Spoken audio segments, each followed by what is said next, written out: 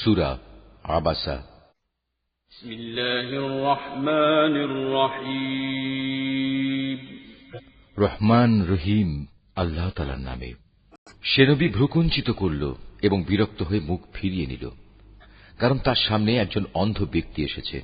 তুমি কি জানতে হয়তো সে অন্ধই নিজেকে পরিশুদ্ধ করে নিত, কিংবা সে উপদেশ গ্রহণ করত, তা তার জন্য হয়তো উপকারীও প্রমাণিত হতো। অপরদিকে যে হেদায়েতের প্রতি বেপরোয়া ভাব দেখালো, তুমি তার প্রতি বেশি মনোযোগ প্রদান করলে, এবং সে ব্যক্তিকে পরিশুদ্ধ করতেই হবে এমন কোন দায়িত্ব তোমার উপর অর্পণ করা হয়নি। অপরদিকে যে ব্যক্তি পরিশুদ্ধির জন্য তোমার কাছে দৌড়ে আসে এবং সে আল্লাহকে ভয় করে, তুমি তার থেকেই বিরক্ত হলে। কখনোই এমনটি উচিত নয়। এ কোরআন হচ্ছে একটি উপদেশ, চাইবে সেই তা গ্রহণ করবে, যা সম্মানিত স্থান লৌহে মাহফুজে সংরক্ষিত আছে। উঁচু মর্যাদা সম্পন্ন ও সমধিক পবিত্র এটি সংরক্ষিত থাকে মর্যাদাবান লেখকদের হাতে। তারা মহান ও পূত চরিত্র সম্পন্ন, তারা মহান ও পূত চরিত্র সম্পন্ন। মানুষের প্রতি অভিসম্পাত সে তাই অস্বীকার করল।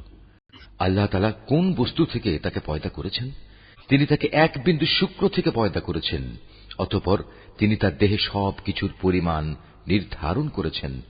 অতঃপর তার চলার পথ আসান করে দিয়েছেন। এরপর তিনি তাকে মৃত্যু দিয়েছেন।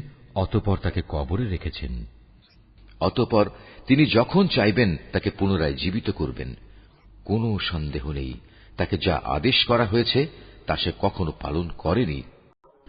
মানুষ তার আহারের দিকেও একবার তাকিয়ে দেখা দরকার। আমি শুকনো ভূমিতে একসময় প্রচুর পরিমাণ পানি ঢেলেছি, এরপর জমিনকে বিদীর্ণ করেছি, অতঃপর তাতে উৎপন্ন করেছি শস্যদানা, আঙুরের থোকা ও রকমারি শাক সবজি। আর উৎপন্ন করেছি জৈতুন ও খেজুর সহ বিভিন্ন ধরনের ফলমূল। আরও রয়েছে শ্যামল ঘন বাগান। উৎপন্ন করেছি ফলমূল ও ঘাস। এসবই তোমাদের ও তোমাদের গৃহপালিত জন্তু জানোয়ারের উপকার ও উপভোগের জন্য। অতঃপর যখন বিকট আওয়াজ আসবে, সেদিন মানুষ তার নিজ ভাইয়ের কাছ থেকে পালাতে থাকবে তার নিজের মা থেকে, নিজের বাপ থেকে, সহধর্মিণী থেকে, এমনকি তার ছেলে মেয়েদের থেকেও। সেদিন তাদের প্রত্যেকের জন্যই পরিস্থিতি এমন ভয়াবহ হবে যে তাই তার ব্যস্ততার জন্য যথেষ্ট হবে। কিছু সংখ্যক মানুষের চেহারা সেদিন উজ্জ্বল হবে, তারা সহাস্য ও প্রফুল্ল থাকবে। অপরদিকে সেদিন কিছু সংখ্যক চেহারা কুৎসিত হবে, তার উপর যেন ধুলাবালি পড়ে থাকবে, মলিনতায় তা সম্পূর্ণ ছেয়ে যাবে। এ লোকগুলোই হচ্ছে কিতাব অস্বীকারী এবং এরাই হচ্ছে পাপিষ্ঠ।